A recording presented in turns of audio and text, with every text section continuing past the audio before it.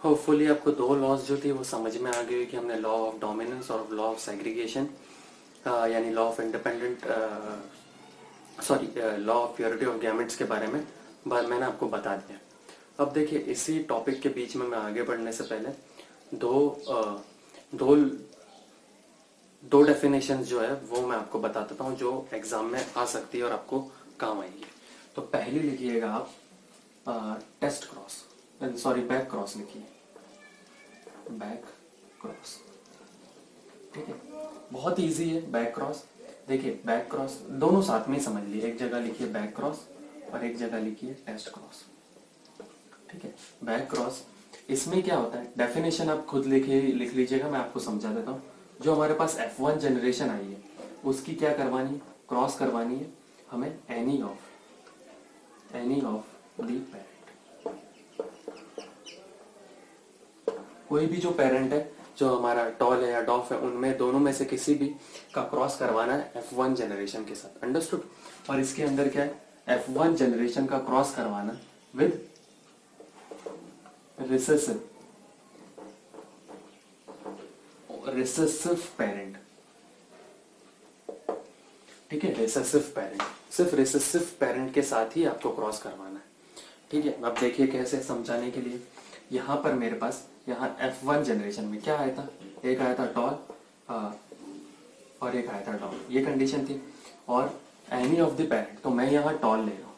ठीक है, आप डॉफ भी ले सकते हैं, लेकिन डॉफ की कंडीशन फिर वो टेस्ट क्रॉस हो जाएगी, इसलिए समझाने के लिए मैं ये ले रहा हूँ। तो लॉ ऑफ सेग्रीगेशन क्या कहता है कि सेग्रीगेट होंगे गैमेट्स। ठीक है, F1 जनरेशन की ये लीजिए, गैमेट्स सेग्रीगेट हो गए, इसमें तो एक ही गैमेट है तो एक ही गैमेट आएगा, इनका क्रॉस करवाऊंगा तो मेरे पास आंसर क्या आएगा, या तो आप डायरेक्ट यहाँ से कर लीजिए या फिर आप यूनिट स्क्वायर बनाइए। तो मैं यूनिट स्क्वायर बना देता हूँ। यहाँ पर है मेरे पास ये वाला गैमेट, मैं ये गैमेट यहाँ लिखूंगा और यहाँ पर जो तो ये डिफरेंट गैमेट्स है मैं वो यहाँ लिखूँ। इन दोनों का क्रॉस करवाऊंगा तो क्या आएगा, टॉल आएगा। इन दोनों का क्रॉस करवाऊंगा तो क्या आएगा, टॉल और डॉफ, यानी हेटेरोजाइगस कंडीशन है। अगर मुझे एग्जामिनर इसमें फिनोटिपिक रेशियो पूछे आपसे, फिनोटिपिक रेशियो पूछे तो आप क्या लिखेंगे, ये भी टॉल है ये भी टॉल है, तो क्या होगा 100% टॉल। और अगर इसका जीनोटिपिक रेशियो पूछे, ठीक है, जीनोटिपिक रेशियो पूछे, तब आप क्या लिखेंगे, कैपिटल टी और कैपिटल टी स्मॉल टी। ये कितना है 1 और ये है 1, ये भी कितना है 1, यानी ये 50% और ये भी 50%। अंडरस्टूड। यहाँ तक आपको समझ में आ गया होगा। यहाँ लिख लीजिएगा 50% और यहाँ भी लिख लीजिएगा 50%। मैं देख लेता हूँ कि आपको यहाँ दिख रहा है या नहीं दिख रहा है। ठीक है, 50% और 50%। अब नेक्स्ट यहाँ पर F1 जनरेशन क्या थी हमारे पास, कैपिटल टी स्मॉल टी, और यहाँ पर क्या है, रिसेसिव पेरेंट कौन सा था, डॉफ था हमारे पास। ये लीजिए मैंने डॉफ लिख लिया है यहाँ पे। तो यहाँ पर क्या हो जाएगा, यहाँ पर जब गैमेट्स अलग होंगे तो यहाँ होगा कैपिटल टी, यहाँ होगा स्मॉल टी। यहाँ से गैमेट्स नीचे आएंगे तो क्या होंगे, सिर्फ एक ही गैमेट है तो वो होगा स्मॉल टी। इनका क्रॉस करवाऊंगा, कैसे करवाऊंगा, यूनिट स्क्वायर बना के कराऊंगा। ये एक ही गैमेट है तो यहाँ एक गैमेट लिखूंगा, यहाँ दो गैमेट है तो यहाँ दो गैमेट लिखूंगा। इन दोनों का क्रॉस करवाऊंगा तो कैपिटल टी स्मॉल टी, इन दोनों का क्रॉस करवाऊंगा तो स्मॉल टी स्मॉल टी। अब देखिएगा आपका फिनोटिपिक रेशियो क्या हो जाएगा, फिनोटिपिक रेशियो यहाँ पर ये भी टॉल है और ये क्या है, ये टॉल है नहीं, ये डॉफ है। तो क्या होगा, टॉल इज टू डॉफ क्या हो जाएगा 50%, 1:1 लिखिए या फिर 50% 50%, जैसा आप लिखना चाहे वैसा लिखिए। और जीनोटिपिक रेशियो क्या होगा इसका, जीनोटिपिक रेशियो देखिए आप और बताइए मुझे कि जीनोटिपिक रेशियो क्या होगा। यहाँ जीनोटिपिक रेशियो क्या है, कैपिटल टी स्मॉल टी और यहाँ है स्मॉल टी 1:1। ठीक है, ये भी 50% ये भी 50%। इसमें ये क्वेश्चन पूछा जा सकता है। एक और अच्छा, एक एग्जामिनर ये भी बहुत बढ़िया क्वेश्चन बना सकता है, in which cross the phenotypic ratio and genotypic ratio are same. तो आपका आंसर क्या होगा, इन टेस्ट क्रॉस। ठीक है, mainly test cross, back cross में नहीं आएगा आपका आंसर। ठीक है, बैक क्रॉस में एनी ऑफ द पेरेंट बोला है इसलिए।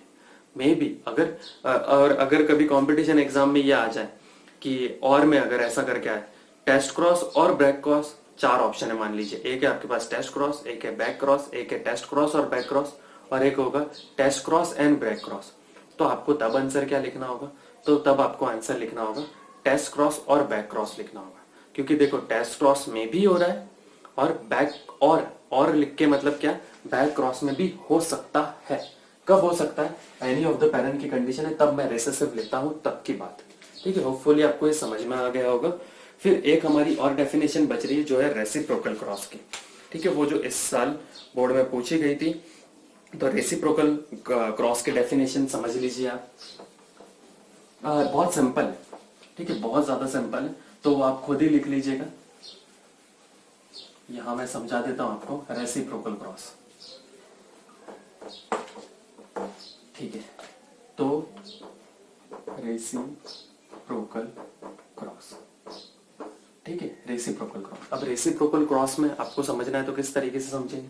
देखिए, अगर मैं एक पेरेंट है ए नाम का, वो अगर मैं ले लेता हूं टॉल, ठीक है, और एक बी नाम का पेरेंट है, उसको मैं ले लेता हूं डॉफ।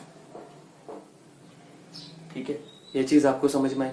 और जब मैं उनका सेकंड केस दोबारा, एक बार मैंने अभी के करवा दिया, आज के दिन में मतलब इसका क्रॉस करवा दिया। अब जब मैं उनका कल क्रॉस करवाता हूं तब मैं इसे टॉल को बी ले लूंगा और इस ड्रॉफ को ए ले लूंगा। ठीक है, तो आप कुछ इस तरीके से लिख सकते हैं कि इसमें कि मैं डेफिनेशन बता देता हूं आपको। द क्रॉस बिटवीन, सॉरी, इसमें कुछ इस तरीके से लिखिएगा, the cross in which A plant is taken as tall and B plant taken as dwarf, and after the in the second cross, in the second case, the B plant is taken as tall and A plant is taken as dwarf. Reciprocate them. Okay, understood? तो आप कुछ इस तरीके से इसकी definition लिख लीजिएगा, और इम्पोर्टेंट है क्योंकि ये एक बार पूछी जा चुकी है बोर्ड में। चलिए, तो होपफुली आपको समझ में आ गया होगा। अभी तक हम 2 लॉस पढ़ चुके हैं, और अब हमारी नेक्स्ट लॉ है, लास्ट और फाइनल, जो है लॉ ऑफ इंडिपेंडेंट असॉर्टमेंट। ठीक है, लॉ ऑफ इंडिपेंडेंट असॉर्टमेंट। अब देखिए ये क्या है, it is based on dihybrid cross. ऐसी कौन सी लॉ है जो डाई हाइब्रिड क्रॉस पे डिपेंडेंट है, वो है इंडिपेंडेंट असॉर्टमेंट। और बहुत सिंपल है ये, तो यहां लिखेंगे अकॉर्डिंग टू दिस लॉ। क्या है according to this law, if two plants having 2 or more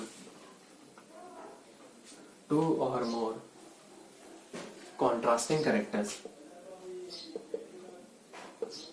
2 or more contrasting characters,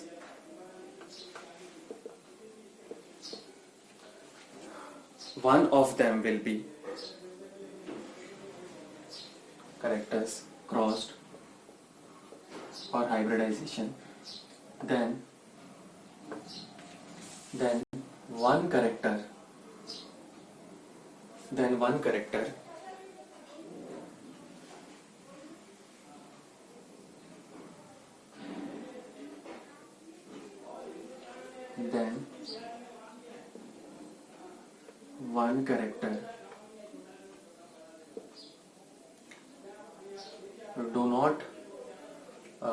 do not क्या लिखना चाहिए इसमें, do not the one character remain unaffected by other character.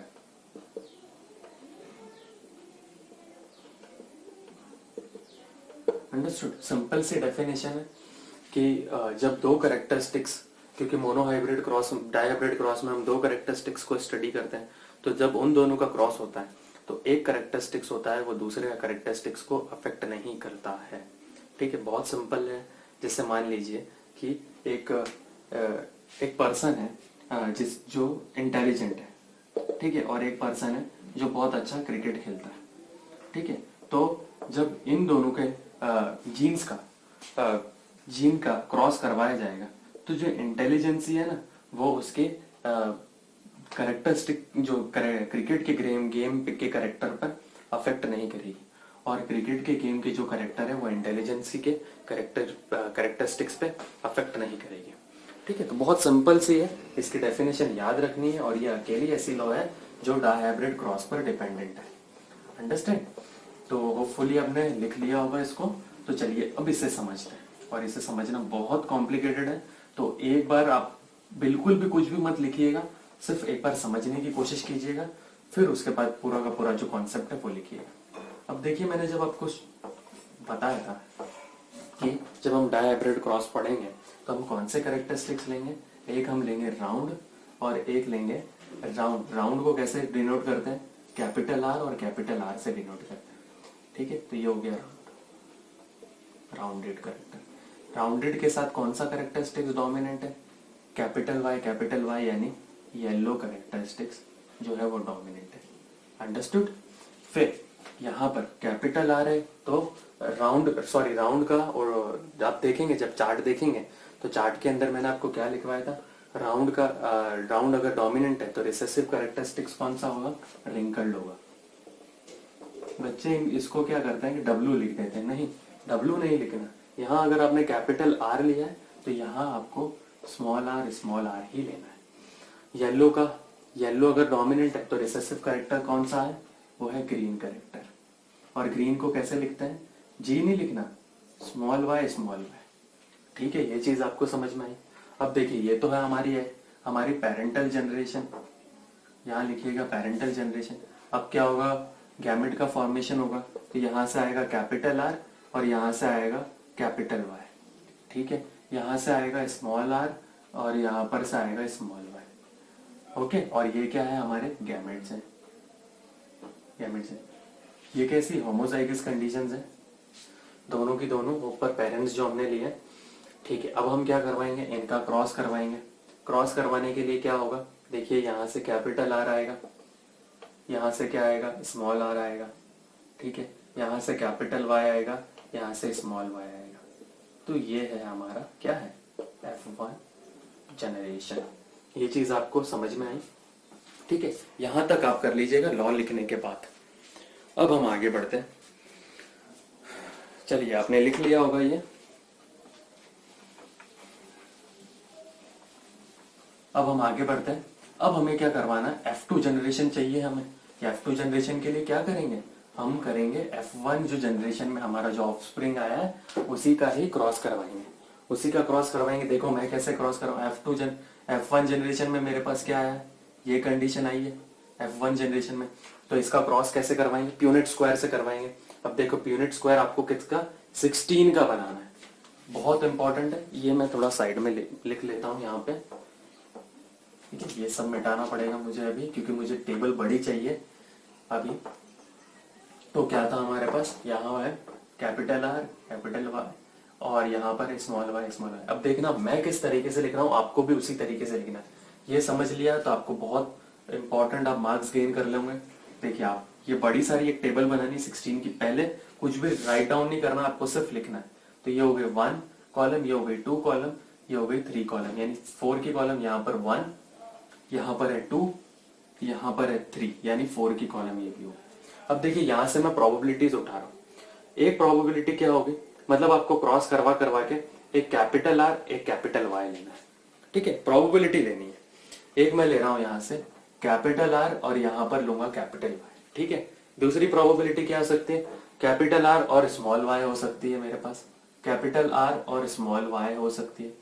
Third condition क्या हो सकती है, स्मॉल आर और capital Y, small R capital Y. फिर लास्ट कंडीशन कौन सी, स्मॉल वाली। अब ये कि ये चार्ट आपको इस तरफ भी लिखना है।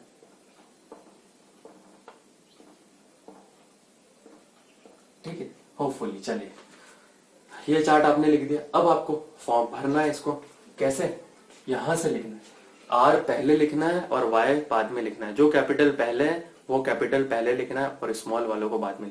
ये दो चीजें आपको याद रखनी। क्या बोला मैंने बोला है कि आर को पहले लिखना है और वाई को बाद में लिखना है। और दूसरा क्या बोला, कैपिटल लेटर्स पहले लिखना है और स्मॉल लेटर्स बाद में लिखना है। तो यहाँ पर कैपिटल लेटर कौन सा है, capital R capital Y capital Y, यहाँ पर कैपिटल आर, कैपिटल और small, capital small capital small, यहाँ पर capital R small R, capital Y small I, ठीक है। यहाँ पर कैपिटल, यहाँ पर small capital, sorry capital small, ठीक है। बहुत ध्यान से भरना है आपको, मुझसे भी हो सकती है, ऐसा जरूरी नहीं है गलती, तो मैं इसको बहुत ध्यान से भर रहा हूं, आप भी मेरे साथ साथ भर लीजिए। और यहां पर आ जाएगा capital small small small, capital small capital capital, capital small capital small, यहाँ पर small small capital capital, small small capital small, capital capital sorry capital small, यहाँ पर है कैपिटल स्मॉल स्मॉल स्मॉल, यहाँ पर है small small capital small, small small capital small, ठीक है। होपफुली ये आपने चार्ट कंप्लीट कर लिया होगा। देखिए एक बार मैं चेक, तो अभी मैं जब मैं इसका रेशो निकालूंगा वहां चेक करूंगा कि कोई गलती तो नहीं है। ओके, तो अब देखिए मैं रेशो लिखने जा रहा हूं। इसका रेशो कैसे लिखूंगा, यहां पर भी आपको प्रोबेबिलिटी बना के रेशो लिखना है। तो क्या होगा, मैं लिखने जा रहा हूं phenotypic ratio, phenotypic ratio, phenotypic ratio इसका बहुत ज्यादा इंपॉर्टेंट है, वो याद रखना है आपको कि एक तो कंडीशन क्या हो सकती है हमारे पास कि सारे के सारे कैपिटल हो, ठीक है, सारे के सारे कैपिटल हो, और एक कंडीशन क्या हो सकती है कि सारे के सारे स्मॉल हो। और कौन सी दो कंडीशन और बच रही है कि एक तो हो हमारे पास, एक क्या हो, सॉरी यहां मैं फिनोटिपिक रेशियो लिख रहा हूं। तो फिनोटिपिक रेशियो में हमने क्या लिया था, हम लेंगे या तो हमने क्या लिया था राउंड, और कौन सा लिया था, हमने लिया था येलो, राउंड और येलो, और लास्ट वाले केस में क्या लिया था, हमने लिया था रिंकल्ड और ग्रीन, रिंकल्ड और ग्रीन, ठीक है, रिंकल्ड और ग्रीन। अब देखिए यहां से दूसरे क्या प्रोबेबिलिटी हो सकती है, एक हो सकता है कि हमारे पास राउंडेड हो सकता है और ग्रीन हो सकता है, और क्या हो सकता है हमारे पास, एक हो सकता है रिंकल्ड येलो हो सकता है, ठीक है, क्रॉस मल्टीप्लाई कर लीजिए येलो। देखिए मैंने क्या किया, राउंड येलो रिंकल्ड ग्रीन को इधर लिख दिया क्योंकि हमने ये दो तरह के सीड लिए थे। और कौन सा टाइप का सीड बन सकता है, एक राउंड ग्रीन बन सकता है यहाँ से, और एक क्या बन सकता है, रिंकल्ड येलो बन सकता है, ठीक है। अब इस चार्ट में देखकर आपको पता लगाना है कि कौन सा ये कौन सा वाला जो है वो जो है राउंड येलो। अब देखिए ये कैसा होगा, राउंड होगा, और ये कैसा होगा, येलो। आपको जो कैपिटल लेटर अगर जो मिल गया ना, एक भी मिल गया, तो वो एक कंडीशन होगी। ये कितना हो गया, 1, ठीक है, 1 मैं यहां लिखता रहता हूं 1। फिर ये भी कैपिटल है और ये भी कैपिटल है, यानी राउंड और येलो, जो मुझे चाहिए था वो मिल गया 2। अब देखिए ये भी क्या होगा, ये कैपिटल लेटर है और ये भी कैपिटल लेटर है। समझ रहे हो आप क्या कहना चाहता हूँ, स्मॉल लेटर से हमें रिलेशन नहीं, अगर एक भी कैपिटल लेटर है तो वो डोमिनेट करेगा। मैंने आपको बताया फिनोटिपिक रेशियो में बाहर से दिखता है वही पता चल जाता है हमें। मैंने आपको समझाया था अगर कैपिटल टी स्मॉल टी तो वो कैसा होगा, टॉल होगा, ठीक है। तो ये भी कैपिटल है, ये भी कैपिटल है, तो ये कैसे होगी, थर्ड हो गया। ये भी कैपिटल है, ये भी कैपिटल, ये हो गया 4। ये भी कैपिटल है, ये भी कैपिटल हो गया, ये भी 5। ये कैपिटल है, ये स्मॉल है, नहीं ये नहीं होगा। ये कैपिटल है और ये कैपिटल, राइट, 6। ये कैपिटल है, ये नहीं, ये भी नहीं होगा। कैपिटल है, ये देखिए एक कैपिटल है और यहाँ 2 कैपिटल है, ये हो गया 7। यहाँ एक कैपिटल है, ये हो गया, यहाँ पर नहीं, ये भी नहीं कंडीशन होगी, ये भी कंडीशन, ये कंडीशन होगी, ठीक है, हाँ यस, ये कंडीशन होगी, ये कैपिटल और एक कैपिटल, और ये हो गया 9। ये कंडीशन है, नहीं नहीं ये भी नहीं है। तो हमारा कितना आया, राउंड येलो 9 आया। अब राउंड ग्रीन लिखना है हमें, राउंड ग्रीन लिखने के लिए क्या होना चाहिए, एक कैपिटल होना चाहिए और दूसरे जो 2 होने चाहिए, वाई जो होने चाहिए वो स्मॉल होने चाहिए। चेक कीजिए यहां पर, ये कंडीशन है, देखिए 1 1, ये कंडीशन नहीं है, ये कंडीशन है। देखिए 2, एक कैपिटल और बाकी 2 स्मॉल, एक कैपिटल यानी आर कैपिटल और वाई स्मॉल होना चाहिए, ये रही थर्ड कंडीशन। तो ये कितना हो गया हमारे पास 3। अब हमारे पास रिंकल्ड येलो देखना है। रिंकल्ड येलो यानी कि कौन सी कंडीशन देखनी है? रिंकल्ड क्या लिया था? स्मॉल आर और कैपिटल वाई। एक स्मॉल आर, 2 स्मॉल आर होने चाहिए और अगर एक भी कैपिटल आर होगा तो चल जाएगा। यहां चेक कीजिए, ये भी नहीं है, ये भी नहीं है, ये भी नहीं है। 2 स्मॉल आर ढूंढिए, इसमें कहां है? ये रहा, देखिए 2 स्मॉल आर और एक कैपिटल, एक हो गया। एक स्मॉल और एक कैपिटल, 2 हो गया, 2। और ये रहा थर्ड कंडीशन। और लास्ट कंडीशन बची हमारे पास, तीनों के तीनों जो होने चाहिए, दोनों के दोनों सॉरी जो होने चाहिए, चारों यानी 4, चारों के चारों जो होने चाहिए स्मॉल होने चाहिए, और वो ये एक ही। और यही हमारा आंसर है इसका। ये आपको याद रखना है, बहुत इंपॉर्टेंट है। कई बार एग्जाम में और कंपटीशन एग्जाम में पूछा जाता है, in a dihybrid cross what is the phenotypic ratio. तो ये आंसर होगा 9331, 9331। और आपको इसी तरीके से रिप्रेजेंट करना है इसे। और आप कोशिश कीजिएगा इसका कि आप इसकी आप एक जीनोटाइपिक रेशियो आप लिख सकें। जीनोटाइपिक रेशियो आप किस तरीके से लिखिएगा? देखिए यहाँ लिखिएगा आप, ये कितनी बार है? Capital are. ये बहुत बड़ा आएगा इनफैक्ट, और एग्जाम में ये नहीं पूछा जाता, फिर भी आप लिखना। इसका जीनोटाइपिक रेशियो कैसे लिखेंगे तो वो आप लिखिएगा खुद, एक बार कोशिश कीजिएगा। और मैंने जो आपको एक क्वेश्चन दिया था कि व्हाट इज द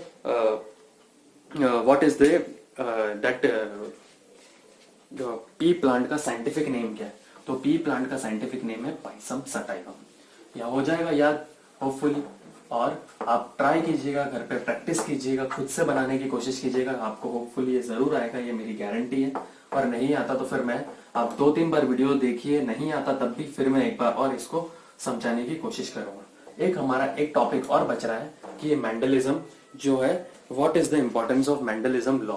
तो ये आप प्रैक्टिस कीजिएगा। इसके कुछ 7 पॉइंट्स है कि जेनेटिक्स में किस तरीके से इसने हेल्प करी है और यूलॉजी के अंदर किस तरीके से हेल्प करी है। तो एक बार पढ़िएगा तो होपफुली आपसे हो जाएगा। Okay, thank you for watching.